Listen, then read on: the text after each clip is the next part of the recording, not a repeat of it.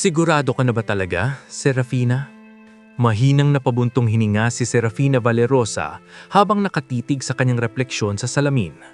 Ang suot niyang puting robe ay nakasabit ng maayos sa kanyang balikat habang inaayos ng kanyang stylist ang buhok niya. Sa buong silid ng hotel suite ay abala ang lahat. May nag-aayos ng bulaklak, may nag-check ng mga detalye ng kasal, at may nag-uusap tungkol sa schedule ng seremonya bukas. Lahat ay perpekto. Eksakto sa plano. Eksakto sa inaasahan ng lahat. Ngunit sa loob ng puso ni Serafina, may isang bagay na hindi niya maipaliwanag. Isang uri ng kaba na parang may mali. Serafina? Muling tanong ng kanyang matalik na kaibigan na si Calista Monteverde habang nakatingin sa kanya sa salamin. Bahagyang ngumiti si Serafina. Of course, ito na ang pinakahihintay ng pamilya ko. Hindi niya sinabi ang buong katotohanan. Ang kasal na ito ay hindi lamang tungkol sa pagmamahal. Ito ay tungkol sa pamilya, sa reputasyon, sa tamang desisyon, sa tamang lalaki. At ang lalaking iyon ay si Dionisio Alcantara, isa sa pinakabatang tycoon sa bansa. Gwapo, matalino at matagumpay. Siya ang tipo ng lalaking pinapangarap ng maraming babae. At bukas, magiging asawa na niya ito. Mula sa sala ng suite ay narinig ang malakas na tawanan ng kanyang mga kaibigan. "Hoy, bride-to-be!" sigaw ni Calista. "Tapos na ang pagiging mabait mong dalaga. Tonight is your last night of freedom!" Tumawa ang lahat. Ngunit nanatiling tahimik si Serafina. Maya-maya pa ay bumukas ang pintuan at pumasok ang kanyang ina, si Lucinda Valerosa. Isang eleganteng babae na may matalim na mata at presensya na kayang patahimikin ang buong silid. "Serafina," malamig nitong sabi, "siguraduhin mong maayos ang lahat bukas. Maraming importanteng taong ang darating." Tumanggo siya. "Hindi ka dapat gumawa ng kahit anong ikasisira ng pangalan ng pamilya natin." "Hindi po, Mama." Hindi na naghintay pa si Lucinda ng sagot. Lumabas agad ito ng kwarto. Tahimik na napatingin si Calista kay Serafina. "Grabe ang pressure sa'yo."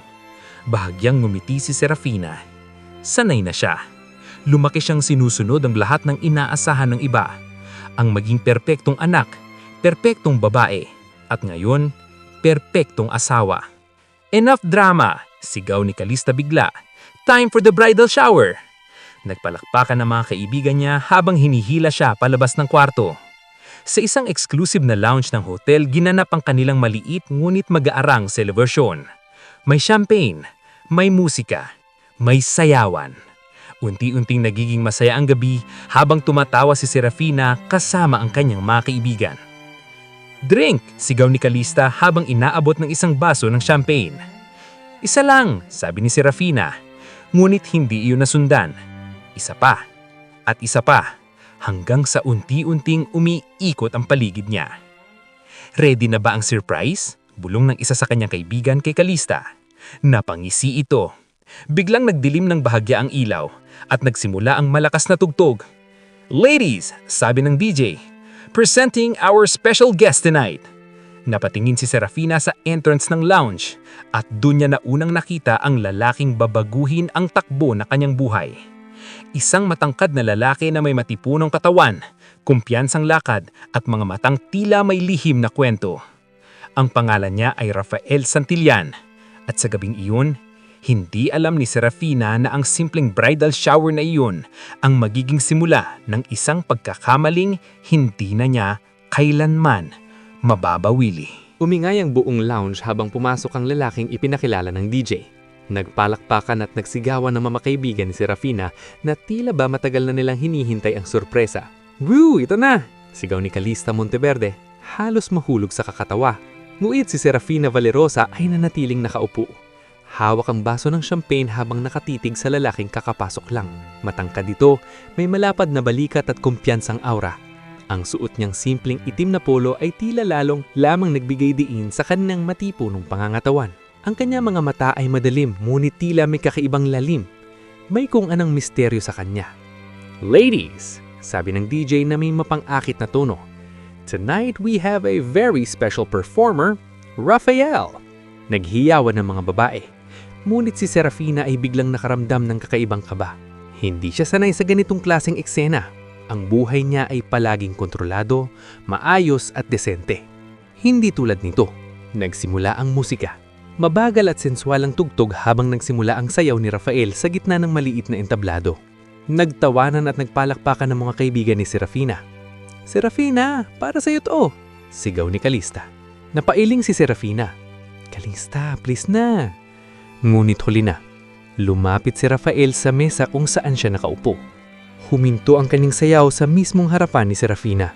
Saglit silang nagkatitigan at sa loob ng ilang segundo, tila nawala ang ingay ng paligid. May kakaiba sa tingin ng lalaking iyon. Hindi ito bastos. Hindi rin mapang-akit sa paraan na inaasahan niya. Para bang may lungkot na nakatago sa likod ng mga mata gito. "Relax," bulong ni Calista habang tinutulak si Serafina ng bahagya. "It's your party." Ngunit hindi makagalaw si Serafina. Bahagyang ngumiti si Rafael. Isang ngiting hindi mayabang, kundi tila magalang. At pagkatapos ay pinagpatuloy niya ang kanyang sayaw. Ang buong silid ay puno ng tawanan at hiyawan habang tumatagal ang performance. Ngunit si Serafina ay tila nawawala sa sarili. Hindi niya alam kung dahil sa alak o sa kakaibang pakiramdam na dulot ng presensya ng lalaking iyon. Makalipas ang ilang minuto ay natapos din ang sayaw. Nagpalakpakan ng lahat. "Encore!" sigaw ng isa sa mga kaibigan niya. Ngunit lumapit ang manager ng lounge kay Rafael at may ibinulong dito. Tumango ang lalaki bago muling napatingin kay Serafina. Sa pagkakataong iyon, hindi na siya umiwas ng tingin. Para bang may nais itong sabihin. Ngunit hindi niya maintindihan kung ano. Lumapit si Calista sa kanya na may hawak na bagong baso ng champagne. "Oh, ito pa," sabi nito. "Calista, tama na siguro." Ngunit inilagay na nito ang baso sa kanyang kamay. "Relax, bukas ka na namang ikakasal. Tonight lang to." Napabuntong hininga si Serafina. Marahil tama kaibigan niya. Isang gabi lang naman ito. Isang gabi bago magsimula ang bagong buhay niya. Makalipas ang ilang sandali ay nagpadesisyong siyang lumabas sandali ng lounge para maghangin. Medyo umiikot na rin ang ulo niya dahil sa daming naininom. Tahimik ang hallway ng hotel kumpara sa maingay na parte sa loob. Huminga siya ng malalim. Ngunit bago pa siya tuluyang makabawi, may narinig siyang mga yapag sa likod niya. Paglingon niya, naggulat siya. Nakatayo doon si Rafael Santillan. "Pasensya ka na kung ginulo kita," sabi nito sa kalmadong boses. Bahagyang kumabog ang dibdib ni Serafina. "Hindi, okay lang." Saglit na katahimikan ang namaenyo sa kanila. Pagkatapos ay nagsalita si Rafael. "Hindi ka mukhang masaya sa party mo." Bahagyang natawa si Serafina. "Halata ba?" Tumanggo siya ng bahagya. At sa hindi inaasahang pagkakataon, nakaramdam si Serafina ng kakaibang laga ng loob sa isang lalaking kakakilala lang niya. Hindi niya alam kung bakit. Hindi rin niya alam kung saan hahantong ang simpleng usapang iyon. Ang alam lamang niya, sa gabing iyon, ang kanyang buhay ay unti-unting papalayo sa landas na matagal nang itinakda para sa kanya. Tahimik ang hallway ng hotel habang nakatayo si Serafina Valerosa sa harap ng lalaking halos hindi niya kilala. Si Rafael Santillan. Sa loob ng lounge ay patuloy ang ingay ng musika at tawanan ng kanyang mga kaibigan, ngunit sa labas ay tila ibang mundo ang bumalot sa kanila. Isang mundong puno ng katahimikan at kakaibang tensyon. "Hindi ka mukhang masaya sa party mo," muling sabi ni Rafael. Napangiti si Serafina, ngunit may halong pagod ang kanyang mga mata. "Masaya naman," sagot niya. "Siguro, hindi lang ako sanay sa ganitong klaseng celebration." Bahagyang tumanggo si Rafael. "Hindi mo rin mukhang gusto ang spotlight." Napatawa siya ng mahina. "Tama ka." Saglit silang natahimik. Humangin ng malamig mula sa air conditioning ng hallway, ngunit pakiramdam ni Serafina ay umiinit ang kanyang pisngi. Marahil dahil sa alak na kanyang nainom. "Bukas ka na ikakasal, tama ba?" tanong ni Rafael. Nagulat siya. "Paano mo nalaman?" Ngumiti ito ng bahagya. "Sinabi lang mga kaibigan mo habang sumisigaw sila sa loob." Napailing si Serafina. "Of course they did." Napansin ni Rafael ang hawak niyang baso ng champagne. "Siguro sapat na ang nainom mo," sabi nito. Napatingin si Serafina sa baso. Marahil tama nga siya. Medyo umiikot na ang kanyang ulo. Ngunit sa halip na itabi ang baso, ay uminom pa siya. "Bakit?" Tanong ni Rafael. Bahagya siyang napangiti, ngunit ang ngiting iyon ay may halong lungkot. Because tomorrow, everything changes. Hindi agad sumagot si Rafael. Ngunit nakatitig ito sa kanya na para bang sinusubukang basahin ang nasa isip niya. Hindi ka ba sigurado? Tanong nito. Napatingin si Serafina sa kanya. Diretso. Walang pag-aalinlangan. Para bang nakita agad ng lalaking iyon ang lihim na pilit niyang itinatago. Hindi ganoon kasimple, sagot niya. Bakit? Napabuntong hininga siya. May mga desisyon sa buhay na hindi lang tungkol sa kung ano ang gusto mo. Kung hindi, kung ano ang tama. Napaisip si Rafael sa sinabi niya. Tama para kanino? Hindi agad nakasagot si Serafina. Sa pamilya niya, sa pangalan nila, sa kinabukasan na matagal ng plinano. Ngulit hindi niya kayang sabihin iyon. Bigla siyang napatawa. Grabe, hindi ko alam kung bakit ko ito sinasabi sa'yo. Siguro dahil hindi mo ako kilala, sagot ni Rafael. Napatingin siya dito. May punto ito. Minsan mas madaling magbukas ng puso sa taong walang alam tungkol sa buhay mo. Sa taong walang inaasahan sa'yo. Sa taong hindi ka hunuhusgahan. Anong pangalan mo ulit? Tanong ni Serafina. Rafael. Serafina. Alam ko. Napangiti siya. Unti-unting umiikot ang kanyang paningin habang lumalalim ang epekto ng alak. Napahawak siya sa pader. Napansin iyon ni Rafael. Hey, sabi nito agad. Okay ka lang? Tumanggo siya ngunit medyo napahiling ang kanyang katawan. Agad siyang inalayanan ni Rafael. Sandaling nagdikit ang kanilang mga kamay. At sa hindi maipaliwanag na dahilan, may kakaibang kuryente na dumaloy sa kanyang katawan. Pasensya na, sabi ni Serafina habang pilit inaayos ang sarili. Okay lang. Tahimik na naglakad si Rafael patungo sa isang pintuan sa dulo ng hallway. May guest room dito na ginagamit ng performers para magpahinga, sabi nito. Pwede ka maupo sandalit. Sa kalasingan at pagod, hindi na nag-isip si Serafina. Sumunod siya. Pagpasok nila sa silid ay agad siyang napaupo sa sofa. Tahimik ang kwarto, malayo sa ingay ng party, para bang samantalang tumigil ang mundo. Napatingin siya sa Rafael na nakatayo sa harap niya. Ang weird. Bulong niya. Bakit? Hindi ko alam kung bakit pakiramdam ko. Ligtas ako dito. Bahagyang ngumiti si Rafael. Ngulit sa loob ng kanyang dibdib ay tila may bumubulong na babala. Hindi dapat ito nangyayari. Hindi dapat sila nandito. Hindi dapat sila magkasama. Ngunit sa gabing iyon, sa pagitan ng alak, emosyon at katahimikan, may isang desisyon na unti-unting nabubuo. Isang desisyon na babaguhin ang kanilang mga buhay. Isang gabing hindi na nila kailanman mababawi. Mahinang sinag ng araw ang pumasok sa kurtina ng maliit na silid. Unti-unting nagising si Serafina Valerosa sa hindi pamilyar na lugar. Mabigat ang kanyang ulo. Tila may martilyong pumupukpok sa kanyang sentido. Marahil epekto iyon ng labis na alak na kanyang nainom kagabi. Dahan-dahan niyang iminulat ang kanyang mga mata. Saglit siyang natigilan. Hindi ito ang kanyang hotel suite. Hindi ito ang kwarto na inihanda para sa kanya bilang bride. Napaupo siya agad sa kama, ngunit bigla siyang napahawak sa ulo dahil sa hilo. Nasaan ako? Unti-unting bumalik sa kanyang alaala ang mga nangyari kagabi. Ang bridal shower, ang champagne, ang sayawan, at ang lalaking iyon. Rafael. Biglang bumilis ang tibok ng kanyang puso. Napatingin siya sa paligid ng kwarto. Tahimik. At wala nang ibang tao sa loob. Ngunit sa side table ay may isang baso ng tubig at isang maliit na papel. Kinakabahan niyang inabot iyon. Maingat niyang binasa ang nakasulat. Uminom ka muna ng tubig. Masakit ang gulo mo kanina. Pasensya na kung umalis ako agad. Rafael. Napahawak si Serafina sa kanyang dibdib. Unti-unting sumisik sa kanyang isip ang huling alaala ng gabi. Ang usapan nila, ang pagod na nararamdaman niya, Ang sandaling pakiramdam niya ay ligtas siya. At ang desisyong hindi niya lubos maintindihan kung paano nangyari. Bigla siyang napahawak sa kanyang mukha. Diyos ko! Hindi siya makapaniwala. Bukas ang kasal niya. Bukas ay dapat ikakasal siya kay Dionisio Alcantara, ang lalaking pinagtiwatiwalaan ng kanyang pamilya. Ang lalaking inaasahan ng lahat.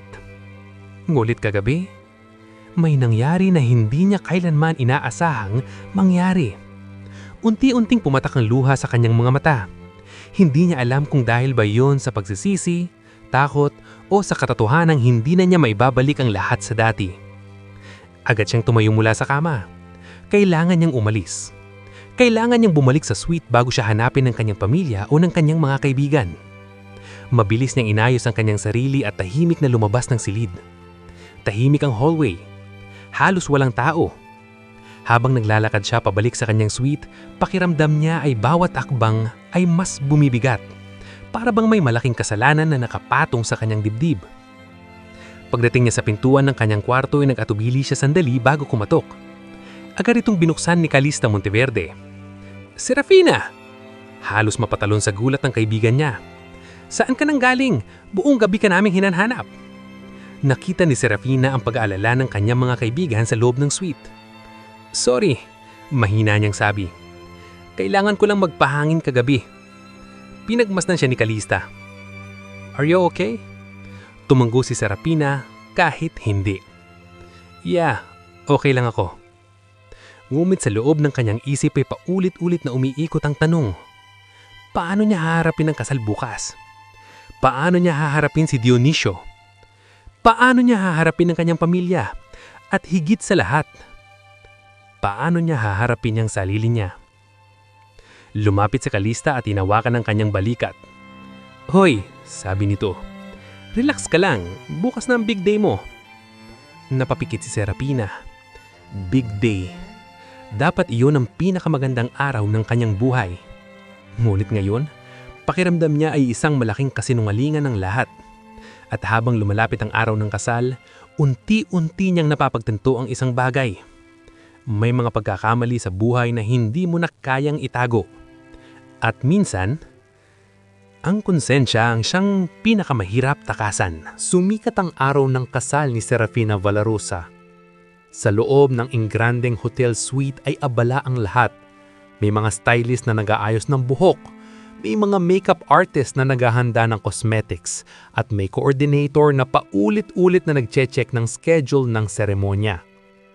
30 minutes before we leave for the church, sigaw ng wedding coordinator. Punong-puno ng excitement ang paligid. Ito ang kasal na pinag-uusapan ng buong siyudad. Ang pagsasanib ng dalawang makapangyarihang pamilya, ang Valarosa at Alcantara. Sa gitna ng lahat ng iyon ay nakaupo si Serafina sa harap ng salamin. Nakasuot na siya ng napakagandang wedding gown na gawa sa pinong lace at perlas. Ang mahabang belo ay nakalatag sa likod niya na parang ulap. Para siyang prinsesa. Perpekto. Eksakto sa inaasahan ng lahat. Ngunit ang kanyang mga mata ay puno ng lungkot. Ang ganda mo, sabi ng kanyang ina na si Lucinda Valarosa habang pinagmamasdan siya mula sa likod. Parang isang tunay na Valarosa bride. Hindi sumagot si Serafina. Patuloy lamang siyang nakatitig sa kanyang refleksyon. Sa salamin ay nakikita niya ang isang babaeng handang ikasal. Ngulit sa loob ng kanyang dibdib ay parang may sumisigaw na tumigil. Hindi ito tama. Lumapit si Lucinda sa kanya. Serafina, sabi nito sa mahigpit ngunit kalmadong boses. Alam mo kung gaano kahalaga ang araw na ito. Tumanggo siya.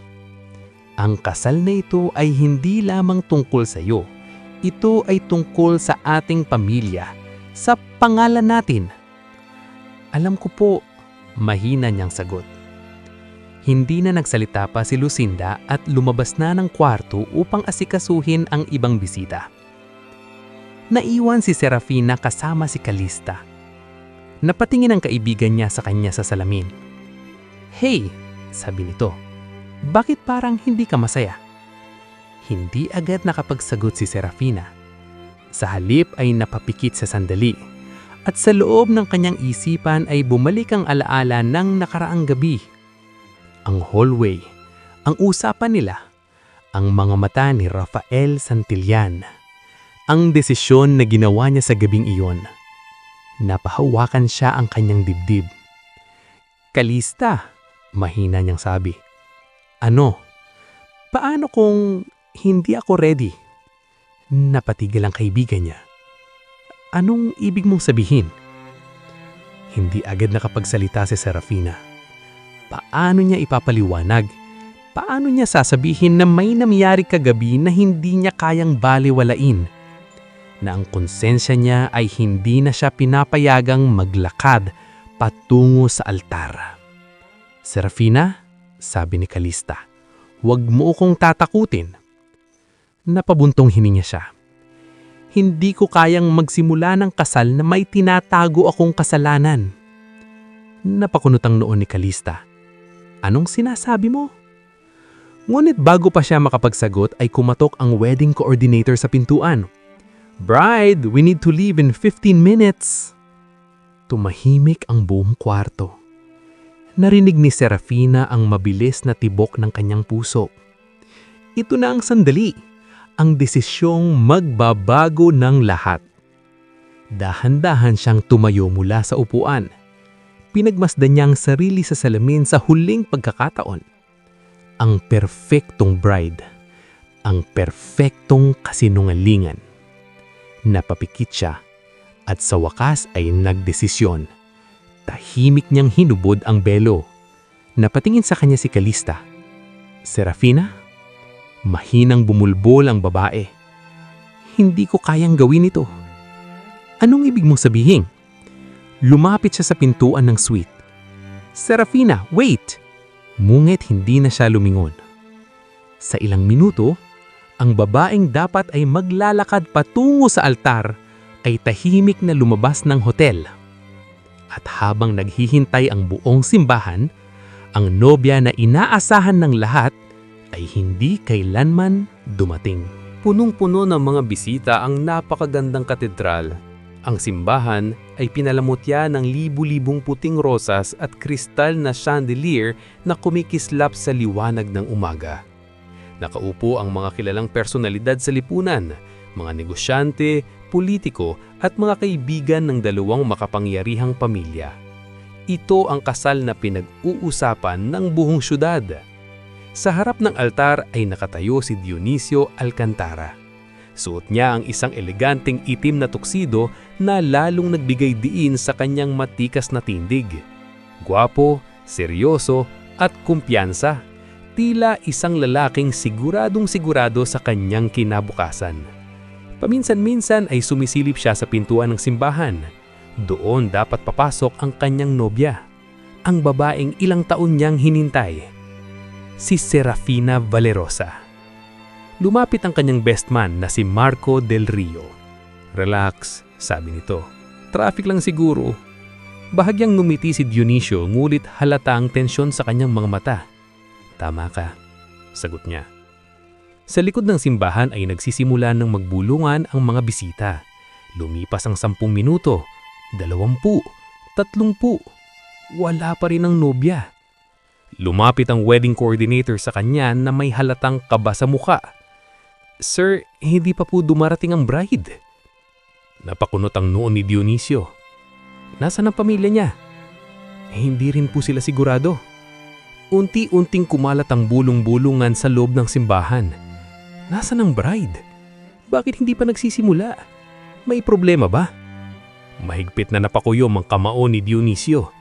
Lumapit sa kanya ang ama niya na si Don Esteban Alcantara. "Anong nangyayari?" tanong nito. Hindi siya agad nakasagot. Pakiramdam niya ay may malamig na pakiramdam na gumagapang sa kanyang dibdib. Isang pakiramdam na ayaw niyang paniwalaan. Makalipas ang ilang minuto ay muling lumapit ang coordinator. Sa pagkakataong iyon ay halata na ang takot sa kanyang muka. "Sir." "Ano?" malamig ni tanong ni Dionisio. "Hindi po namin mahanap si Miss Serafina." Para bang biglang tumigil ang mundo. Anong ibig mong sabihin na hindi mahanap? Wala na po siya sa hotel. Nabugbuga si Dionisio ng hangin habang pilit pinipigilan ang galit na unti-unting sumisiklab sa loob niya. Imposible. Ngunit iyon ang katotohanan. Unti-unting nag-iba ang ekspresyon ng kanyang muka. Mula sa pag-alala, naging galit. Pinagtitripan ba ako ng babaeng yun? Lumapit si Marco. John, calm down. Ngulit biglang lumakas ang boses ni Dionisio. Calm down! Napalingon ang buong simbahan sa kanila. Iniiwan niya ako sa araw ng kasal namin. Nagkagulo ang bulong-bulungan ng mga bisita. Hindi sumipot ang bride. Grabe! Anong kahihiyan ito? Napakuyom ang kamao ni Dionisio habang nakatingin sa pintuan ng simbahan. Matagal niyang plinano ang araw na ito. Matagal niyang hinintay si Serafina. At ngayon, pinahiya siya nito sa harap ng buong mundo. Huminga siya ng malalim. Ngunit halip na kumalma ay lalo lamang tumindi ang galit sa dibdib niya. Hanapin ninyo siya. Malamig niyang utos.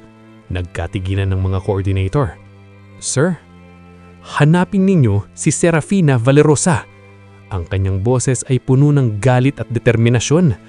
At kapag nakita ko siya, bahagyang tumawa si Dionisio, isang malamig at mapait na tawa.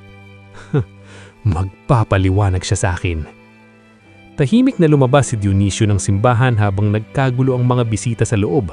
Sa sandaling iyon, hindi na siya ang lalaking handang magpakasal. Isa na siyang lalaking nasaktan, pinahiya, at determinadong malaman ang dahilan kung bakit siya iniwan ng babaeng minahal niya. At sa oras na makita niya si Serafina, hindi niya hahayaan na makatakas ng walang sabot.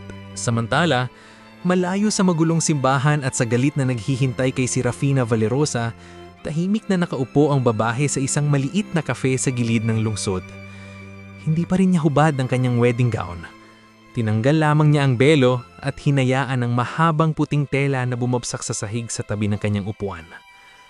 Paminsan-minsan ay napapatingin sa kanya ang ibang tao sa kafe. Isang nobya, mag-isa, at halatang may pinagdadaanan. Hindi niya alam kung gaano na siya katagal nakaupo roon. Ang alam lang niya ay hindi niya kayang bumalik sa hotel. Hindi niya kayang harapin ang kanyang pamilya.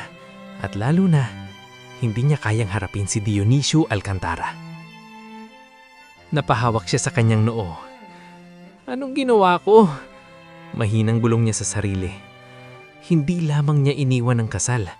Pinahiya niya ang dalawang pamilya. At ngayon, ay wala siyang ideya kung ano ang susunod niyang gagawin. Miss, napalingon si Serafina nang marinig ang boses ng waiter. May naghahanap po sa inyo sa labas. Napakunot ang noo niya. Sa akin? Tumanggo ang waiter. Kilala niyo po yata. Bigling bumilis ang tibok ng kanyang puso. Isang pangalan agad ang pumasok sa isip niya. Dionisio. Nanlamig ang kanyang kamay. Kung siya nga iyon, hindi niya alam kung handa na ba siyang harapin ang galit nito. Dahan-dahan siyang tumayo mula sa upuan. Pakiramdam niya ay bawat hakbang papunta sa pintuan ay mas bumibigat. Paglabas niya ng cafe, huminto siya. Hindi si Dionisio ang naghihintay sa labas, kundi ang lalaking hindi niya inaasahang makita muli, si Rafael Santillan. Nakatayo ito sa tabi ng kalsada, nakasuot ng simpleng puting polo at maong. Wala na ang confident na aura ng performer kagabi. Mukha lamang itong isang ordinaryong lalaki. Ngunit, ang presensya nito ay agad nagdulot ng kakaibang kaba sa dibdib ni Serafina. Nagulat din si Rafael nang makita ang suot niya. Wedding dress? Tahimik na nagkatiginan ng dalawa. Pagkatapos ay dahan-dahan nagsalita si Rafael. Huwag mong sabihing... Hindi niya na ituloy ang sasabihin. Ngulit pareho nilang alam ang ibig niyang sabihin. Hindi ka pumunta sa kasal mo. Hindi agad sumagot si Serafina. Sa halip ay napatingin siya sa kalsada. Hindi ko kaya. Tahimik si Rafael sandali. Dahil sa nangyari kagabi? Biglang napatingin sa kanya si Serafina. Hindi lang dahil doon. Kung hindi, huminga siya ng malalim. Dahil kung magpapakasal ako habang may tinatago akong kasinungalingan, Hindi yun magiging tama. Hindi agad nakapagsalita si Rafael. Halata sa mukha ang gulat. Hindi mo dapat ginawa iyon, sabi nito sa wakas. Alam ko. Malaking problema ang ginawa mo. Alam ko rin iyon. Natahimik silang muli. Napansin ni Rafael ang lungkot sa kanyang mga mata at ang takot na pilit nitong itinatago. Nasaan ka pupunta ngayon? Tanong nito. Hindi agad nakasagot si Serafina dahil iyon din ang tanong sa sarili niya. Wala na siyang plano. Wala na siyang direksyon. Sa unang pagkakataon sa kanyang buhay, hindi niya alam kung ano ang susunod niyang gagawin. Hindi ko alam. Mahinang sagot niya. Napabuntong hininga si Rafael. Pagkatapos ay nagsalita ito sa mahinang boses. Kung gusto mo, pwede kitang tulungan. Napatingin si Serafina sa kanya. Bakit mo gagawin iyon? Bahagyang ngumiti si Rafael. Dahil pakiramdam ko, wala kang ibang kakampi ngayon. Sa sandaling iyon ay napagtanto ni Serafina ang isang bagay. Ang lalaking halos hindi niya kilala. Ang lalaking nakilala niya sa isang gabing puno ng pagkakamali. Ang siyang taming taong handang tumulong sa kanya ngayon. At hindi niya alam kung iyon ba ay isang bagong simula o simula ng mas malaking gulo. Tahimik na nakatayo sina Serafina Valerosa at Rafael Santillan sa labas ng maliit na kafe. Dumaraan ang mga sasakyan sa kalsada, ngunit tila hindi iyon naririnig ni Serafina. Pakiramdam niya ay nasa gitna siya ng isang panaginip na hindi niya alam kung paano nagsimula o kung paano matatapos. Nakatitig si Rafael sa kanyang wedding gown, sa pagod na ekspresyon ng kanyang mukha at sa lungkot na hindi niya maitago. Halika, sabi nito sa wakas. Hindi magandang idea na manatili ka dito. Bakit? Bahagyang ngumiti si Rafael. Sigurado akong hinahanap ka na ngayon ng kalahati ng lungsod. Napabuntong hininga si Serafina. Alam niyang tama ito. Siguradong nagkakagulo na ang pamilya niya at si Dionisio. Hindi niya kayang isipin kung gaano ito kagalit ngayon. May sasakyan ako sa kabilang kanto, sabi ni Rafael. Pwede kitang ihatid kung saan mo gusto. Napatingin siya dito. Hindi kita kilala. Tumanggu si Rafael. Tama ka. Sandaling katahimikan. Pagkatapos ay bahagyang napungiti ito. Pero sa ngayon, mukhang ako lang ang may oras na at tulungan ka. Hindi napigilan ni Serafina ang mahinang pagtawa. Sa kabila ng lahat ng nangyari, may kakaibang gaan sa pakiramdam niyang kausap ang lalaking ito. Siguro dahil wala itong inaasahan sa kanya. Walang presyur. Walang obligasyon. Okay, sabi niya sa wakas. Naglakad sila patungo sa lumang kotse na nakaparada sa gilid ng kalsada. Hindi ito kasing elegante ng mga sasakyan na nakasanayan ni Serafina, ngunit malinis at maayos. Pagpasok nila sa loob ay nagsimula silang magmaneho palabas ng lungsod. Tahimik ang biyahe sa unang ilang minuto. Tanging tunog ng makina at hangin sa bintana ang maririnig. Hanggang sa nagsalita si Serafina. Bakit ka naging dancer? Napatingin si Rafael sa kalsada bago sumagot. Kailangan? Para saan? Sandali itong nag-isip. May kapatid akong babae. Napatingin si Serafina sa kanya. Mas bata sa akin ng 10 taon. Nagpatuloy si Rafael. Nag-aaral siya ngayon ng nursing. Hindi sapat ang kita sa normal na trabaho, dagdag ni Rafael. Kaya kung ano ang kayang gawin, ginagawa ko. Napayuko si Serafina. Hindi niya inaasahan ang sagot na iyon. Sa buong buhay niya ay nasanay siyang makita ang mga taong tulad ni Rafael bilang simpleng entertainer lamang. Ngunit ngayon, nakikita niya ang isang lalaking nagsasakripisyo para sa pamilya. Anong pangalan ng kapatid mo? Tanong niya. Liana. Ngumiti si Rafael ng bahagya. Pangarap niyang maging nurse sa ibang bansa balang araw. Napatingin si Serafina sa bintana. Sa unang pagkakataon mula kagabi ay may naramdamang siyang kakaibang respeto sa lalaking katabi niya. Hindi siya perpekto. Hindi rin siya mula sa mayamang pamilya. Ngunit may isang bagay si Rafael na hindi niya nakita sa maraming taong kilala niya. Isang pusong handang magsakripisyo. Pasensya ka, biglang sabi ni Serafina. Napatingin si Rafael sa kanya. Para saan? Sa lahat ng nangyari kagabi. Hindi agad sumagot si Rafael. Pagkatapos ay bahagyang umiling. Hindi lang ikaw ang may kasalanan. Pero ako ang may fiancé. Tahimik muli ang loob ng sasakyan. Hanggang sa nagsalita si Rafael. Hindi ko rin dapat hinayaan na mangyari iyon. Sandali silang nagkatitigan. At sa sandaling iyon ay pareho nilang inisip ang parehong bagay. Isang gabi, isang pagkakamali, isang desisyong hindi na nila mababawi. Ngunit hindi nila alam na ang gabing iyon ay hindi lamang magbabago ng kanilang mga buhay. Ito rin ang magiging simula ng isang mas malaking kwento na hindi pa nila nakikita. Samantala, sa loob ng marangyang opisina ng Alcantara Group, halos mabasag ang kristal na baso sa higpit ng pagkakahawak ni Dionisio Alcantara. Mahigpit ang kanyang panga habang nakatingin sa malaking bintana ng kanyang opisina.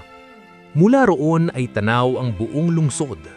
Ang lungsod na kanina lamang ay dapat sanay nagdiriwang ng kanyang kasal. Ngunit sa halip, ito ang lungsod na nakasaksi sa kanyang pinakamalaking kahihiyan. Sa harap ng altar, sa harap ng daan-daang bisita, iniwan siya ni Serafina Valerosa. Biglang bumukas ang pintuan ng opisina. Pumasok ang kanyang best friend at kanang kamay sa negosyo na si Marco Del Rio. Mukha itong seryoso. May balita na, sabi nito. Agad na lumingon si Dionisio. Nasaan siya? Umalis siya ng hotel bago magsimula ang kasal. Alam ko na iyon, galit na sagot ni Dionisio. Nasaan siya ngayon? Huminga ng malalim si Marco. May nakakita siya sa isang cafe malapit sa downtown. Mag-isa. Sandaling nag-atubili si Marco bago sumagot. Hindi. Nanlamig ang mga mata ni Dionisio. Anong ibig mong sabihin? May kasama siyang lalaki. Para bang may sumabog sa loob ng dibdib ni Dionisio. Lalaki? Tumanggo si Marco. Base sa description, mukhang performer sa lounge ng hotel kagabi. Nanlaki ang mga mata ni Dionisio. Unti-unting nabuo sa isip niya ang mga piraso ng katotohanan. Ang bridal shower, ang mga dancer na kinuha ng mga kaibigan ni Serafina, at ang katotohanang hindi niya gustong paniwalaan. Don't tell me, bulong niya. Hindi sumagot si Marco. Hindi na kailangan. Biglang tumawa si Dionisio, isang malamig at mapait na tawa. Pinagpalit niya ako sa isang dancer. Napakuyom ang kanyang kamao. Hindi ako naniniwala na si Serafina ay ganun kababa. Diyon, sabo ni Marco. Ngunit hindi na siya pinansin ni Dionisio. Mabilis siyang lumakad patungo sa kanyang mesa at kinuha ang susi ng kanyang kotse. Saan ka pupunta? Tanong ni Marco. Hahanapin ko sila. Diyon, mag-isip ka muna. Ngunit biglang huminto si Dionisio at tumingin sa kanya. Ang kanyang mga mata ay puno ng galit.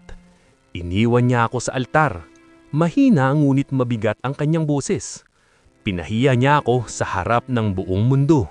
Tahimik si Marco. Karapatan kong malaman kung bakit. Lumabas si Dionisio ng opisina nang hindi na naghihintay pa. Sa loob ng parking area ay mabilis iyang sumakay sa kanyang itim na sports car. Umugong ang makina ng paandarin niya ito. Habang nagmamaneho sa kalsada ay paulit-ulit na umiikot sa isip niya ang isang tanong. Bakit? Bakit siya iniwan ni Serafina? Ano ang meron ang lalaking iyon na wala siya? Mahigpit niyang hinawakan ng manibela. Hindi ka makakatakas sa akin, Serafina. Malamig niyang bulong. At sa sandaling iyon ay hindi niya alam na habang hinahanap niya ang babaeng iniwan siya sa altar, mas lalo lamang niyang matutuklasan ang isang katotohanan na hindi niya kailanman inaasahan. Isang katotohanan na sisirain sa natitirang pagmamahal na mayroon pa siya kay Serafina. Hapon na nang makarating sina Serafina Valerosa at Rafael Santillan sa isang tahimik na bahagi ng lungsod. Huminto ang kotse ni Rafael sa isang maliit na parke kung saan kakaunti lamang ang tao. Tahimik ang paligid. Malayo sa ingay ng syudad. Malayo sa gulo ng kasal na iniwan ni Serafina. Huminga siya ng malalim habang nakatingin sa mga punong sumasayaw sa hangin. Salamat, mahina niyang sabi. Napatingin si Rafael sa kanya. Para saan? Sa pagtulong mo sa akin. Umiling si Rafael. Hindi ko pa nga alam kung nakatulong ako o lalo lang kitang inilagay sa problema. Napangiti si Serafina ng bahagya. Sa ngayon, ikaw lang ang taong hindi galit sa akin. Hindi agad sumagot si Rafael. Sa totoo lang, hindi rin niya alam kung anong dapat maramdaman. Ang gabing iyon ay isang pagkakamali. Mulit ngayon ay parang may responsibilidad siyang hindi niya may paliwanag. Biglang may tumigil na itim na kotse sa kabilang bahagi ng parke. Hindi agad nila napansin hanggang sa bumukas ang pinto nito. Isang matangkad na lalaki ang lumabas. At sa sandaling makita ni Serafina ang mukha nito, nanlamig ang kanyang buong katawan. Dionisio Alcantara. Mahigpit ng kanyang panga habang naglalakad papalapit sa kanila.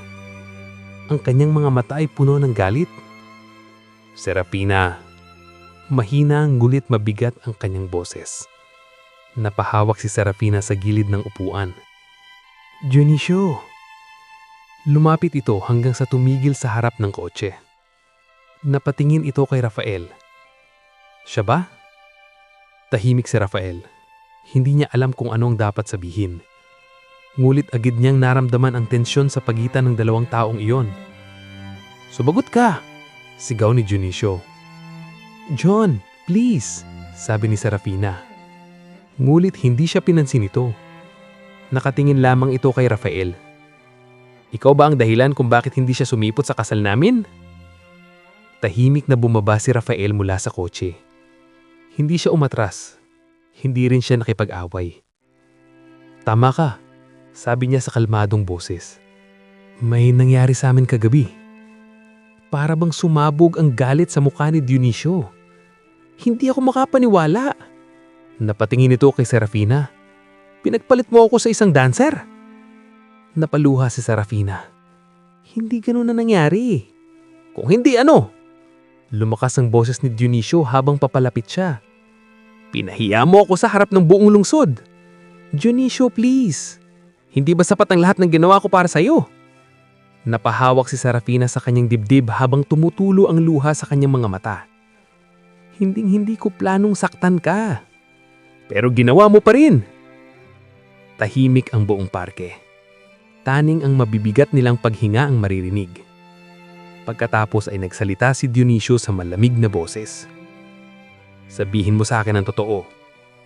Diretso siyang tumingin kay Serafina. Minahal mo ba siya? Nanlaki ang mga mata ni Serafina. Hindi. Kung ganun, bakit?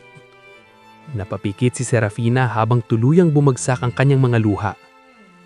Dahil hindi ko kayang magsimula ng kasal habang may tinatako akong kasalanan. Tahimik ang lahat. Nagkatingginan sina Dionisio at Rafael. Pagkatapos ay natawa si Dionisio isang mapait na tawa. Ang ironic. Napailing siya. Sa halip na ayusin mo ang pagkakamali mo, pinili mong sirain ang lahat. Hindi na nakapagsalita si Serafina. Matagal siyang tinitigan ni Dionisio. Ang galit sa anyang mga mata ay unti-unting napalitan ng malamig na distansya. Makinig ka sa akin, sabi niya. Sa araw na ito, hindi lang kasal ang sinira mo. Huminga siya ng malalim. Sinira mo rin ang anumang pagmamahal na meron ako para sa'yo. Para bang may matalim na kutsilyong tumusok sa puso ni Serafina. Tumalikot si Dionisio ngunit bago siya sumakay muli sa kanyang kotse. Tumingin siya kay Rafael. At ikaw? Malamig ang kanyang boses. Siguraduhin mong sulit ang ginawa mong ito. Sumakay siya sa kotse at mabilis na umalis. Naiwan sina Serafina at Rafael sa tahimik na parke. At sa sandaling iyon, ay pareho nilang alam. Ang isang gabing pagkakamali ay tuluyang na nagbago sa kanilang buhay. Tahimik ang parke matapos umalis si Dionisio Alcantara Parang naiwan sa hangin ng galit at sakit na bumalot sa kanilang pagharap. Nakaupo si Serafina Valerosa sa loob ng kotse ni Rafael Santillan. Nanginginig ang kanyang mga kamay habang pinupunasan ng mga luhang patuloy na tumutulo sa kanyang pisngi. Hindi siya makapagsalita. Hindi niya alam kung paano haharapin ang bigat ng lahat ng nangyari. Tahimik lamang na nakatayo si Rafael sa labas ng kotse, nakasandal sa pinto habang nakatingin sa malayo. Alam niyang hindi iyon simpleng away. Nakita niya sa mga mata ni Dionisio ang sakit ng isang lalaking tunay na nasaktan. Maya-maya ay marahan siyang bumalik sa loob ng kotse. Hindi siya nagsalita agad. Hinayaan mo na niyang kumalma si Serafina. Lumipas ang ilang minuto bago nagsalita ang babae. Sinira ko ang buhay niya. Mahina ang kanyang boses, halos bulong. Napatingin si Rafael sa kanya. Hindi mo sinira ang buhay niya. Sinira ko, giit ni Serafina habang pinupunasan ng kanyang mga luha. Iniwan ko siya sa altar, sa harap ng buong lungsod. Huminga ng malalim si Rafael. Hindi ka pumunta dahil ayaw mong magsinungaling sa kanya. Pero nagsinungaling paling ako, sagot niya. Natahimik muli ang loob ng kotse. Hanggang sa nagsalita si Serafina. May dapat kang malaman. Napatingin si Rafael sa kanya. Alam kong sinabi mo kay Dionisio ang nangyari kagabi. Dahil yun ang totoo. Tumango siya. Pero hindi iyon ang buong katotohanan. Napakunot ang muko ni Rafael. Ano bang ibig mo sabihin? Napahawak si Serafina sa kanyang dibdib. Para bang mahirap ilabas ang mga salitang matagal na niyang pinipigilan. Matagal ko nang nararamdaman na hindi ako handa sa kasal. Natahimik si Rafael. Hindi ko iyon sinabi kahit kanino. Bakit? Dahil lahat ng tao sa paligid ko gusto ang kasal na iyon. Napangiti siya ng mapait. Para sa pamilya ko, para sa negosyo namin, para sa reputasyon. Napatingin siya kay Rafael. Pero hindi para sa akin. Tahimik na nakinig si Rafael. Hindi niya inaasahan ang pag-aamin na iyon. Hindi ko sinasabing tama ang ginawa ko kagabi. Isa iyong malaking pagkakamali. Napapikit siya sandali. Pero nang mangyari iyon, parang biglang may gumising sa akin. Gumising? Na hindi ko kayang magsimula ng bagong buhay habang alam kong hindi ko buong puso itong pinili. Tahimik si Rafael. Unti-unti niyang naiintindihan ang pinanggagalingan ng babae. Hindi ito simpleng pagtataksil. Isa itong desisyon dulot ng takot, presyur at pagkalito. Kung hindi nangyari ang gabing iyon, sabi ni Serafina, siguro ngayon, asawa na ako ni Dionisio. Napatingin siya kay Rafael. Pero hindi ako magiging masaya. Sandaling nagkatitigan ng dalawa. May kakaibang katahimikan sa pagitan nila. Isang katahimikan na puno ng mga tanong na wala pang sagot. Rafael, mahina niyang sabi. Ano? Galit ka ba sa akin? Nagulat siya sa tanong. Bakit naman? Dahil sa lahat ng nangyari, nadamay ka sa problema ko. Bahagyang ngumiti si Rafael. Hindi ka nag-iisa sa pagkakamaling iyon. Napatingin si Serafina sa kanya. Sa sandaling iyon ay parang may bahagyang gumaan sa kanyang pakiramdam. Sa kabila ng gulo ng kanyang buhay, may isang taong hindi siya hinuhusgaan. Hindi siya tinatalikuran at hindi siya pinipilit maging perpekto. Ngunit hindi pa nila alam na ang pag-amin na iyon ay simula pa lamang ng mas malalim na komplikasyon na darating sa kanilang buhay. Kinabukasan ay tila sumabog ang buong lungsod sa balita ng kasal na hindi natuloy. Sa social media, sa mga pahayagan, at maging sa mga usapan sa kafe at opisina, isa lamang ang pinag-uusapan ng lahat. Ang nobyang hindi sumipot sa kasal. At ang pangalan na paulit-ulit na binabanggit ng mga tao ay si Serafina Valerosa. Sa loob ng isang maliit na apartment na pansamantalang tinutuluyan ni Rafael Santillan, tahimik na nakaupo si Serafina sa sofa habang hawak ang kanyang cellphone. Punong-puno ng missed calls ang screen. Mula sa kanyang ina, sa kanyang ama, sa kanyang mga kaibigan, at kay Dionisio Alcantara. Napabuntong hininga siya habang ibinaba ang telepono. Hindi niya alam kung handa na ba siyang harapin ng lahat ng yun. Gusto mo ng kape? Napatingin siya kay Rafael na galing sa maliit na kusina. "Salamat," sagot niya ng mahina. Inabot nito ang isang tasa ng mainit na kape at naupo sa tapat niya.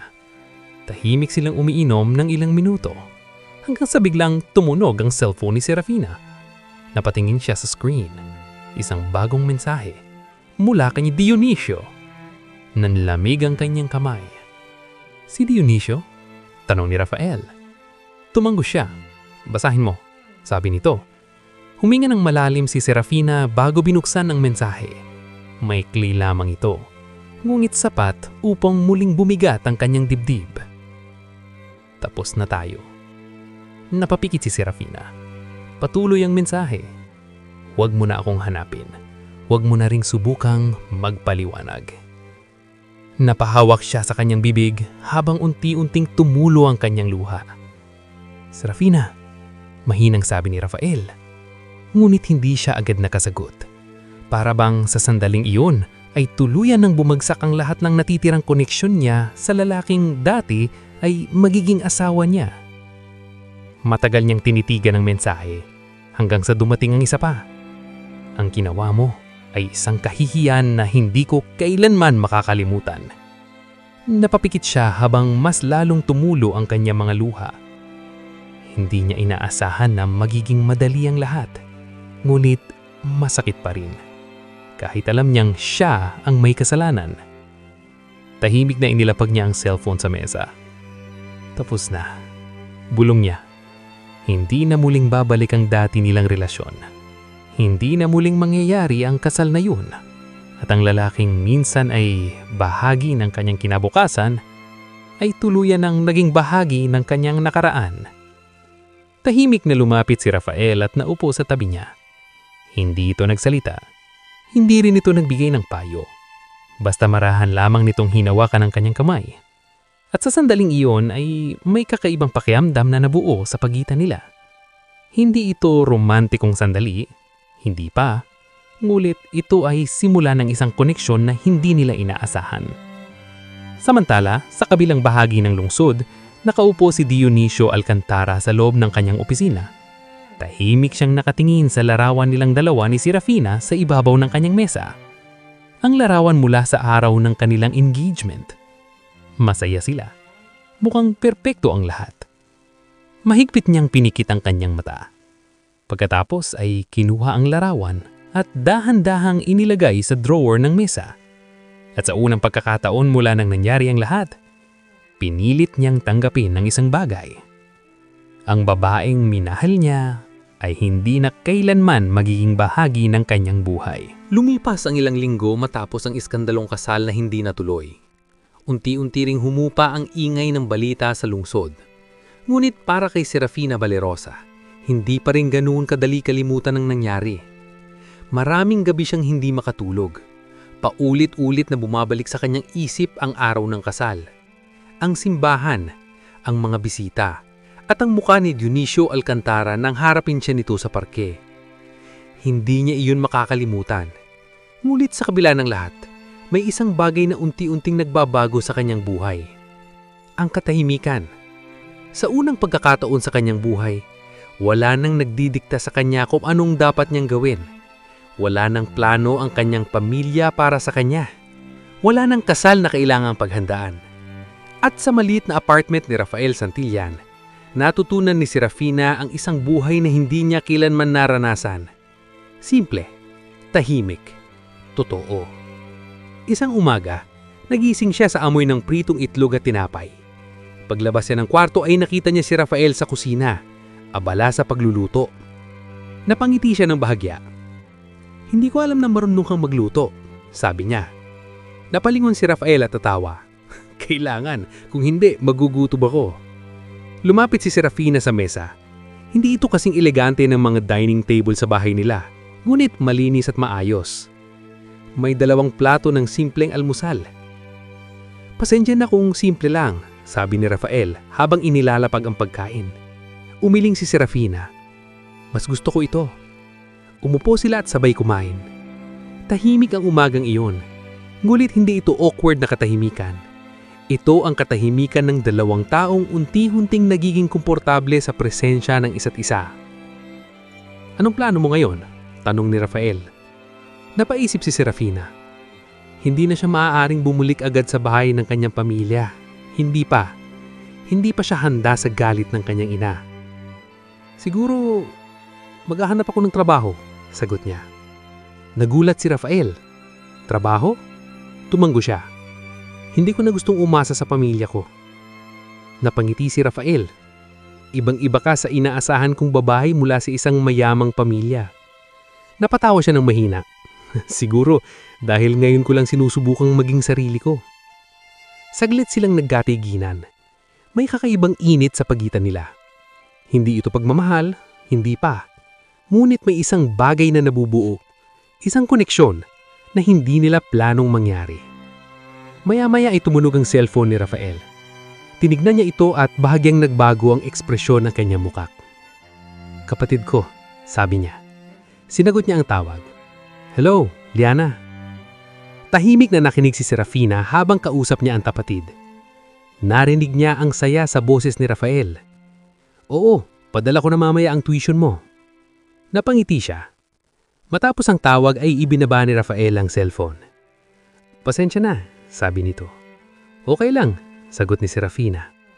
Saglit siyang nag-isip bago sumalita. Pwede ba kitang tulungan? Saan? Napakunot ang noo ni Rafael. Sa pag-aaral ng kapatid mo. Nagulat si Rafael. Serafina, hindi mo kailangang gawin iyon. Gusto ko, sagot niya. Tahimik si Rafael sandali. Hindi niya alam kung tatanggapin ba niya ang tulong. Ngunit nakita niya ang sinseridad sa mga mata ng babae. At sa sandaling iyon ay napagtanto ni Serafina ng isang bagay. Sa kabila ng lahat ng nawala sa kanyang buhay, may isang bagong simula na unti-unting nabubuo. Isang buhay na hindi niya pinlano. Ngunit marahil, ito ang buhay na tunay na para sa kanya. Lumipas ang isa pang buwan. Unti-unting nasanay si Serafina Valerosa sa simpleng buhay na mayroon siya ngayon. Malayo ito sa marangyang mundo na kanyang kinagisnan. Ngunit sa kabila nito, ay may kakaibang kapayapaan siyang nararamdaman. Sa maliit na apartment ni Rafael Santillan, natutunan niyang gawin ng mga bagay na dati ay hindi niya kailanmang ginawa. Magluto, maglinis, mamili ng pagkain sa palengke. Sa bawat araw na lumilipas ay mas lalo niyang nakikilala si Rafael, ang kanyang pagiging masipag, ang kanyang malasakit sa kapatid na si Liana, at ang kanyang taimik ngunit matatag na personalidad. Isang umaga, habang nag-aayos si Serafina ng mga pinggan sa kusina, bigla siyang napahinto. Napahawak siya sa kanyang noo. Rafael, napalingon ng lalaki mula sa sala. Ano? Parang nahihilo ako. Agad itong lumapit. Okay ka lang ba? Tumanggo si Serafina ngunit napaupo siya sa upuan. Ilang araw na rin siyang nakakaramdam ng kakaiba. Madalas siyang nahihilo. Minsan ay nasusuka. Noong una ay inisip niyang dahil lamang iyon sa stress at sa mga pagbabago sa kanyang buhay. Ngunit ngayon, may isang posibilidad na biglang pumasok sa kanyang isip. Isang posibilidad na nagpatibok ng mabilis sa kanyang puso. Rafael, sabi niya ng mahina. Pwede mo ba akong samahan sa klinik? Nagulat si Rafael. May sakit ka ba? Hindi ko alam. Pagkaraan ng isang oras ay nasa loob na sila ng isang maliit na klinik sa lungsod. Tahimik na nakaupo si Serafina habang hinihintay ang resulta ng kanyang check-up. Sa tabi niya ay si Rafael na halatang nag-aalala. Sigurado ka bang okay ka lang? Tanong nito. Hindi ko rin alam, sagot niya. Maya-maya ay luwabas ang doktor mula sa kanyang opisina. Miss Valerosa. Agad tumayo si Serafina. Please come in. Pumasok siya sa loob habang si Rafael ay naiwan sa labas. Ilang minuto ang lumipas. Para kay Rafael ay parang isang oras yun. Hindi niya maintindihan kung bakit kinakabahan siya. Hindi naman siya dapat masyadong mag-alala. Ngunit may kung anong pakiramdam sa loob niya na hindi niya maipaliwanag. Hanggang sa bumukas muli ang pinto ng opisina. Lumabas si Serafina. Maputla ang kanyang mukha. Anong sabi ng doktor? Tanong agad ni Rafael. Hindi siya agad nakasagot. Sa halip ay tumingin siya sa kanya na tila hindi alam kung paano sasabihin ang balita. Serafina, ulit ni Rafael. Huminga siya ng malalim. At pagkatapos ay bumulong ng mga salitang tuluyang nagpatigil sa mundo ni Rafael. Buntis ako. Nanlaki ang mga mata ni Rafael. Ano? Hindi siya makapaniwala sa narinig. Sigurado ka? Tumanggo si Serafina. Positive ang test. Tahimik ang hallway ng klinik. Pareho silang hindi makapagsalita. Pareho nilang alam kung kailan maaaring nangyari yon. Isang gabi. Isang gabing hindi nilang kailanmang inasahang magbabago ng kanilang buhay. Napahawak si Serafina sa kanyang tiyan. Hindi ko alam kung anong gagawin ko. Napatingin siya kay Rafael. Galit ka ba? Hindi agad sumagot si Rafael. Sa halip ay napaupo siya sa bench sa hallway habang pinoproseso ang balita. Isang anak, isang buhay, isang responsibilidad na hindi niya kailanman plinano. Ngunit sa kabila ng gulat, may isang bagay na malinaw sa kanyang isip. Hindi siya tatakbo palayo. Dahan-dahan siyang tumayo at lumapit kay Serafina. At ano man ang mangyari, mahinahon niyang sabi, hindi kita iiwan. Sa sandaling iyon ay muling nagbago ang direksyon ng kanilang buhay. At ang gabing minsang nilang tinawag na pagkakamali ay magiging simula ng isang bagong kapalaran. Tahimik ang biyahe pauwi mula sa klinik. Habang nagmamaneho si Rafael Santillan, paminsan-minsan ay napapatingin siya sa babae sa tabi niya. Si Serafina Valerosa ay tahimik lamang, nakatingin sa bintana habang hawak ang maliit na papel na ibinigay ng doktor. Ang resulta ng kanyang pagsusuri, ang katotohanang magbabago ng kanilang buhay. Buntis siya. Ilang minuto na ang lumipas ngulit tila wala pa ring makapagsimula ng usapan sa kanilang dalawa. Hanggang sa dahan-dahang nagsalita si Serafina. Rafael? Napalingon siya sandali ngunit agad ding bumalik ang tingin sa kalsada. Hindi mo kailangan ako'y ng responsibilidad na ito. Anong ibig mong sabihin? Huminga ng malalim si Serafina. Ang batang ito, responsibilidad ko. Biglang pinreno ni Rafael ang kotse sa gilid ng kalsada. Napalingon siya sa babae. Anong sinasabi mo? Hindi kita pwedeng pilitin na maging bahagi nito, sagot niya. Serafina, alam kong hindi ito ang buhay na gusto mo. Tahimik si Rafael habang nakatingin sa kanya. Nagkataon lang ang lahat. Isang gabi. Isang pagkakamali. Bahagyang nanginginig ang kanyang boses. Ayokong masira ang buhay mo dahil sa akin. Sandaling natahimik ang loob ng sasakyan. Pagkatapos ay napailing si Rafael. Masira ang buhay ko? Napatawa siya ng bahagya ngunit hindi iyong masayang tawa. Alam mo kung ano ang masisira sa buhay ko? Nakatingin sa kanya si Serafina. Kung tatakbo ako sa responsibilidad ko. Tahimik siyang nakinig.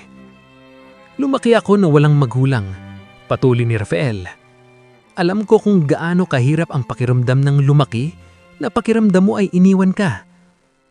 Nahawak siya sa manibela.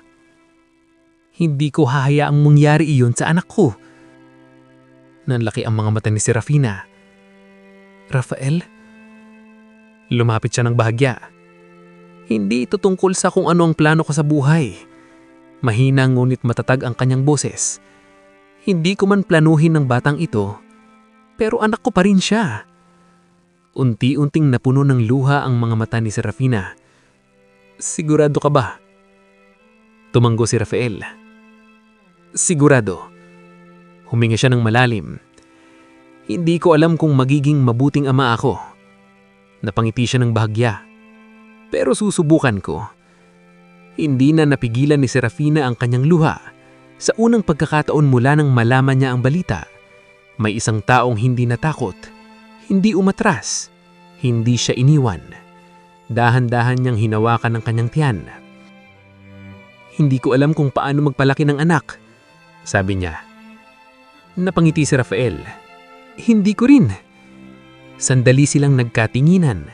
Sa kabila ng takot at pagkalito, may isang bagong pag-asa na nabuo sa pagitan nila.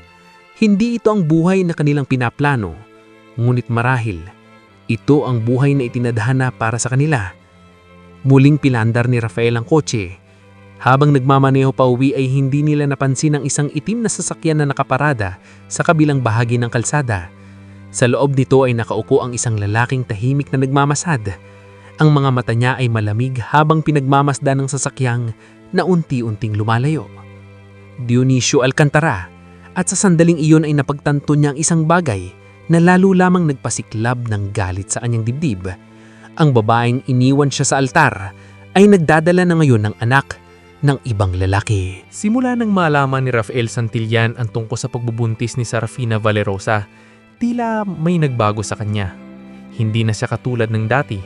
Mas naging seryoso siya sa trabaho, mas naging maingat sa bawat desisyon, at higit sa lahat, mas naging determinado siyang maging handa sa responsibilidad na paparating sa kanyang buhay. Isang gabi, tahimik na nakaupo si Serafina sa sofa ng apartment habang pinagmamasdan si Rafael na naghahanda para pumasok sa trabaho. Nakasuot ito ng simpleng jacket at maong. "Papasok ka na naman?" tanong niya.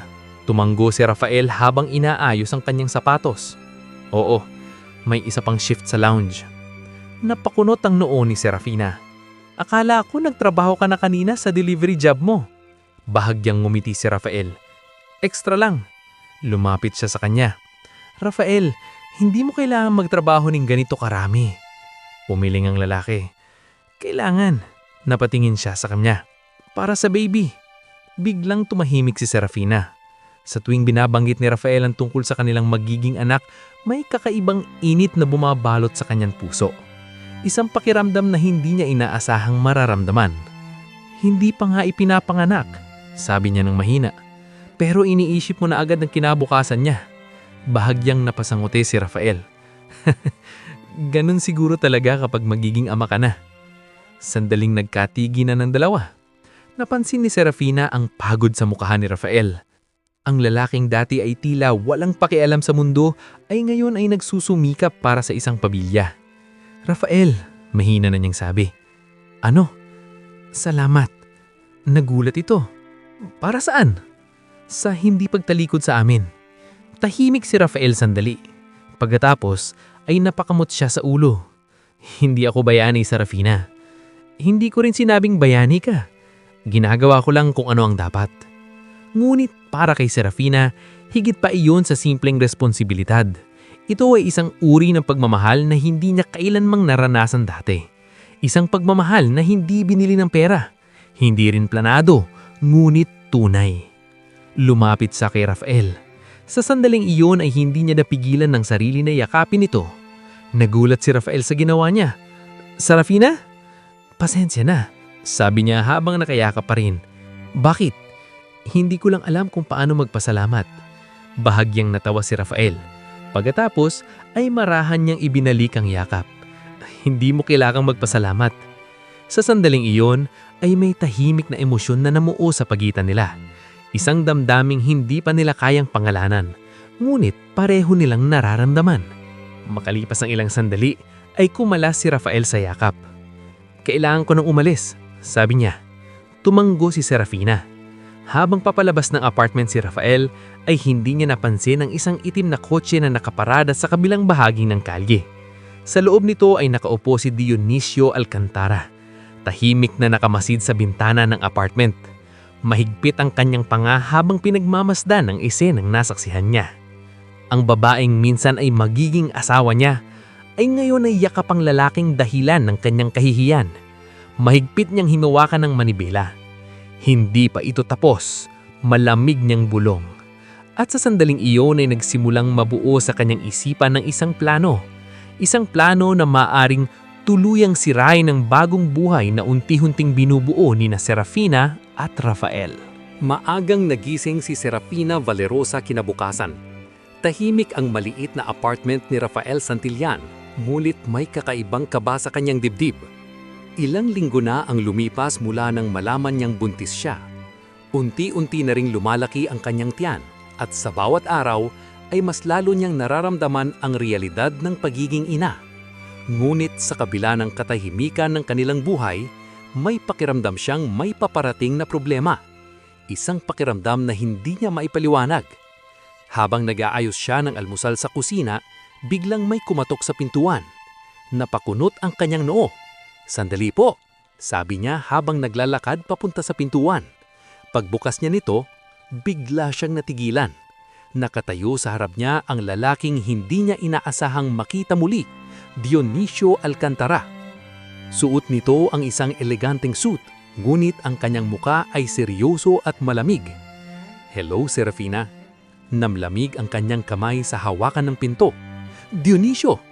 Hindi siya agad nakapagsalita. Hindi niya inaasahan na mahahanap siya nito. "Pwede ba tayong mag-usap?" tanong nito. Saglit siyang nag-atubili. Ngunit alam niyang hindi rin siya matatakasan nito. Dahan-dahan siyang tumabi upang papasukin ito sa apartment. Tahimik na pumasok si Dionisio habang pinagmamasdan ang paligid. Simple ang lugar, maliit, malayo sa marangyang buhay na nakasanayan ni Serafina. "Dito ka na ngayon nakatira?" tanong nito. "Oo," sagot niya. Huminga ng malalim si Dionisio bago tumingin muli sa kanya. Diretso sa kanyang tiyan. Napansin niya agad ang bahagyang umbok nito. Namlamig ang kanyang mga mata. Kaya pala, napahawak si Serafina sa kanyang tiyan. "Dionisio, hindi ako..." "Huwag kang magpaliwanag," putol nito. Tahimik ang silid hanggang sa nagsalita muli si Dionisio. "May proposal ako sa iyo." Nagulat si Serafina. "Proposal?" Tumanggo ito. "Bumalik ka sa akin." Para bang tumigil ang mundo. "Anong ibig mong sabihin?" "Papakasalan pa rin kita." Nanlaki ang mga mata ni Serafina. "Dionisio, hindi ako nakagalo sa kinakatayuan ko. Hahayaan kong maging akin ang batang yan." Napaatras siya. "Ano?" Hindi kailangang malaman ng kahit sino kung sino ang tunay na ama. Mahina ngunit malamig ang boses ni Dionisio. "Babalik ka sa buhay na nararapat para sa iyo." Napahiling si Serafina. "Hindi ko pwedeng gawin yun." "Bakit hindi?"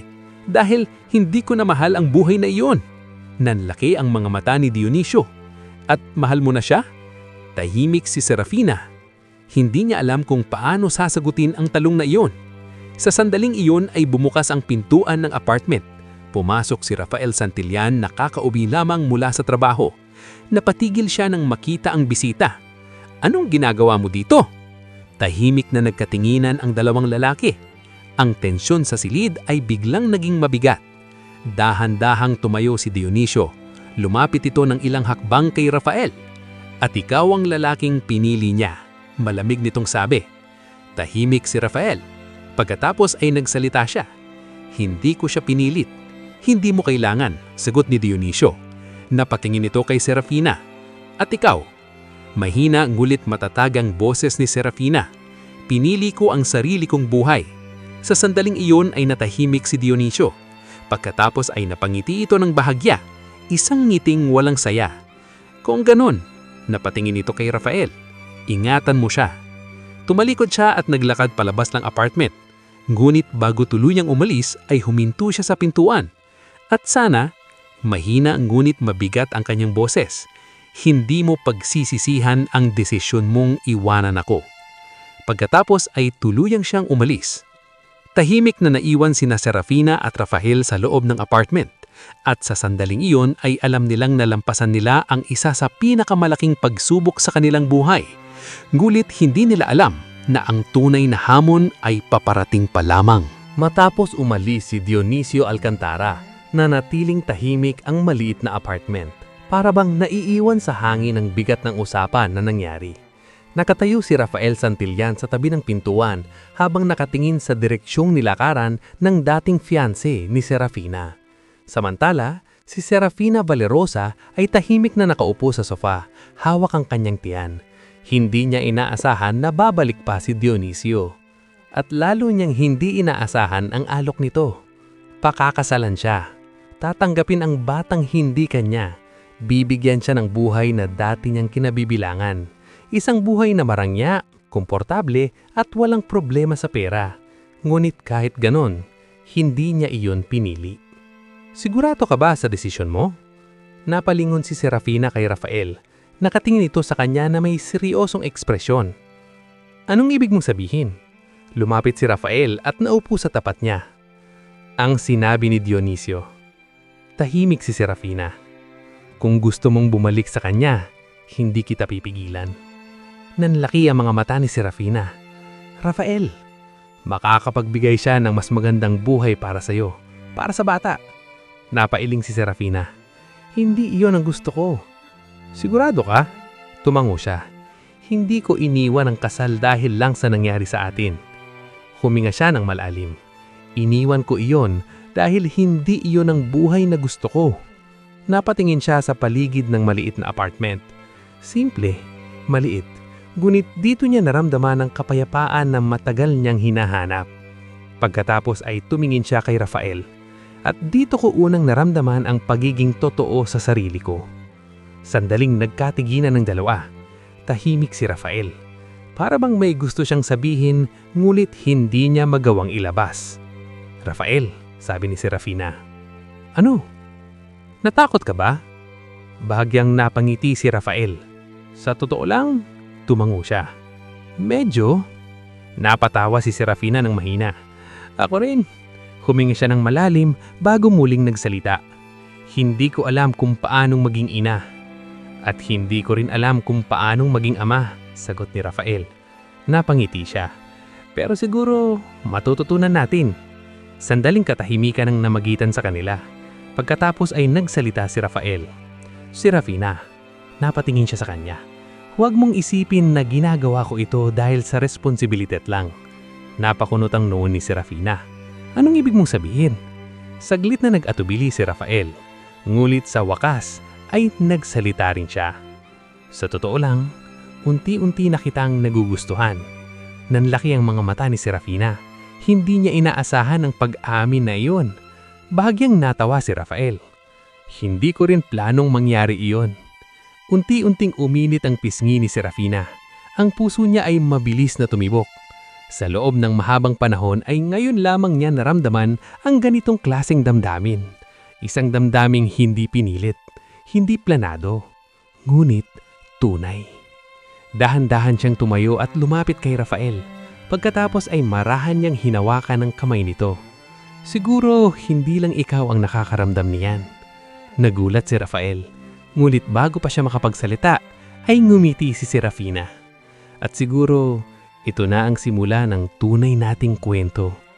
Sa sandaling iyon, ay pareho nilang alam ang isang bagay. Hindi perpekto ang simula ng kanilang relasyon. Isang pagkakamali ang nagdala sa kanila sa puntong ito. Ngunit ngayon, pinipili na nila ang isa't isa.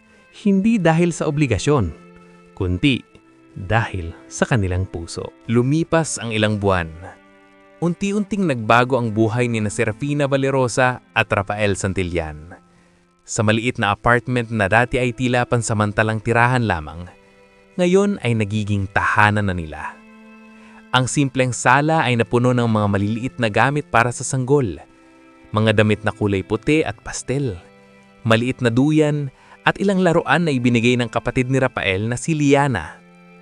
Sa kabila ng pagiging simple ng kanilang uhay, may kakaibang saya na bumabalot sa kanila. Isang umaga, nakaupo si Serafina sa tabi ng bintana habang hawak ang kanyang tiyan na ngayon yung mas halatang malaki. Parang malikot ang baby ngayon, sabi niya habang napapangiti. Napalingon si Rafael mula sa kusina. Talaga? Lumapit ito at maingat na inilagay ang kanyang kamay sa tiyan ni Serafina. Bigla silang natawa nang maramdaman ng bahagyang paggalaw. Wow! Bulong ni Rafael. Para bang hindi siya makapaniwala. Parang totoo na talaga. Napangiti si Serafina. Totoo na talaga.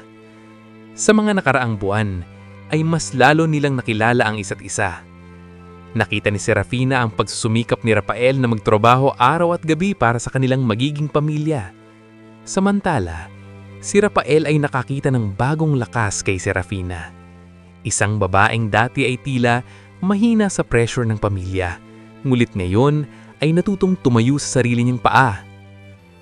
May balita ako, sabi ni Rafael habang naupo sa tabi niya. Ano iyon? Nakaipon na ako ng kaunti. Napakunot ang noon ni Serafina. Para saan? Bahagyang ngumiti si Rafael. Para sa pangarap natin. Anong pangarap? Magbukas ng maliit na kafe. Nanlaki ang mga mata ni Serafina. Kafe? Tumanggo si Rafael. Naalala mo nung una tayong nagkita ulit sa kafe? Napangiti siya. Oo. Doon ko naisip gusto kong magkaroon ng sarili kong negosyo balang araw. Napatingin si Serafina sa kanya. Hindi ito magiging marangya, patuloy ni Rafael. Pero sapat para mabuhay tayo ng maayos. Tahimik siyang nakinig. Pagkatapos ay ngumiti. Gusto ko iyon. Nagulat si Rafael. Talaga? Tumanggo siya. Mas gusto kong pangarap na pinaghirapan kaysa sa buhay na ibiniilang sa akin. Sandali silang nagkatinginan. Pagkatapos ay biglang napahawak si Serafina sa kanyang tiyan. Rafael! May kalalagad siya. Anong nangyari? Parang masakit. Biglang bumilis ang tibok ng puso ni Rafael. Labor na ba? Napangiti si Serafina kahit may halong sakit. Siguro. Agad siyang tumayo. Halika, pupunta tayo sa ospital. Mabilis niyang tinulungan si Serafina na makapasok sa kotse. Habang nagmamaneho papunta sa ospital, ay mahigpit niyang hawak ang kamay nito. Rafael, ano? Kinakabahan ako. Huminga siya ng malalim. Ako rin. Ngulit sa kabila ng kaba, may kakaibang saya sa kanyang dibdib. Ilang oras na lang, makikilala na nila ang bunga ng isang gabing nagbago sa kanilang buhay. Isang gabing minsang nilang tinawag na pagkakamali. Ngulit ngayon, ang gabing iyon ang nagdala sa kanila sa pinakamagandang pangarap na meron sila. Mahaba at puno ng kaba ang mga oras sa loob ng ospital. Sa labas ng delivery room ay paikot-ikot na naglalakad si Rafael Santillan. Halos hindi siya mapakali habang hinihintay ang balita tungkol kay Serafina Valerosa. Ito ang unang pagkakataon sa kanyang buhay na makaramdam siya ng ganitong klaseng takot. Hindi para sa sarili niya, kundi para sa dalawang taong pinakamahalaga na ngayon sa kanyang buhay. Paminsan-minsan ay napapahawak siya sa ulo habang paulit-ulit na nagdarasal. Please, maging okay lang sila. Ilang oras ang lumipas. Para kay Rafael ay tila isang buong araw iyon. Hanggang sa bumukas ang pintuan ng delivery room. Lumabas ang doktor na may bahagyang ngiti sa kanyang muka. Mr. Santillan? Agad siyang tumayo. Opo. Congratulations. Parang tumigil ang mundo sa sandaling iyon. May anak na kayong babae. Nanlaki ang mga mata ni Rafael. Okay po ba sila? Tumanggo ang doktor. Pareho silang malusog. Halos hindi niya mapigilan ang kanyang emosyon. Sa unang pagkakataon sa matagal na panahon, nakaramdam siya ng luhang hindi dulot ng hirap o problema, kundi ng saya. Pwede mo na silang makita. Dahan-dahan siyang pumasok sa silid. Nakita niya si Serafina na nakahiga sa kama, pagod ngulit may napakagandang ngiti sa kanyang muka. Sa kanyang mga braso ay may maliit na sanggol na nakabalot sa puting kumot. Rafael, mahina niyang tawag. Lumapit siya ng dahan-dahan. Hindi niya maalis ang tingin sa maliit na mukha ng kanilang anak. Ang liit niya, bulong niya. Nakangiti si Serafina. Kamukha mo. Napatawa siya ng mahina. Mas maganda siya kaysa sa akin. Marahan niyang hinawakan ng maliit na kamay ng sanggol. Sa sandaling iyon ay may kakaibang damdamin na bumalot sa kanyang puso. Isang damdaming hindi niya kailanman naranasan. Pagmamahal ng isang ama. Anong ipapangalan natin sa kanya? Tanong niya. Napaisip si Serafina sandali. Aurora. Napangiti si Rafael. Maganda. Aurora Santillan. Tahimik silang nagkatinginan. Sa sandaling iyon ay naalala ni Serafina ang lahat ng nangyari sa kanyang buhay. Ang kasal na hindi natuloy. Ang gabing nagbago sa lahat. Ang mga luha, takot at pagsubok na dinaanan nila. Ngunit kung hindi nangyari ang lahat ng iyon, hindi niya makikilala si Rafael, hindi siya magkakaroon ng anak, at hindi niya mararanasan ang tunay na pagmamahal. Makalipas ang ilang buwan sa isang maliit na simbahan sa probinsya, naganap ang isang simpleng kasal. Walang marangyang dekorasyon, walang mga kilalang bisita. Ang naroon lamang ay ang ilang kaibigan, si Liana at ang kanilang maliit na anak na si Aurora. Nakatayo si Serafina sa harap ng altar, nakasuot ng simpleng puting damit. Sa harap niya ay si Rafael. Walang kayamanan, walang kapangyarihan. Ngunit may isang bagay na higit pa sa lahat ng iyon. Isang pusong tunay na nagmamahal sa kanya. Habang naglalakad siya patungo sa altar ay napangiti si Serafina. Sa wakas, ito ang kasal na tunay na para sa kanya. At habang hawak niya ang kamay ni Rafael sa harap ng pari, alam niyang natagpuan na niya ang buhay na matagal niyang hinahanap. Hindi perpekto, ngunit puno ng pagmamahal. Wakas. Aral ng kwento. Minsan ang pinakamalaking pagkakamali sa buhay ay ang siyang nagdadala sa atin sa taong tunay na nakatadaan para sa atin.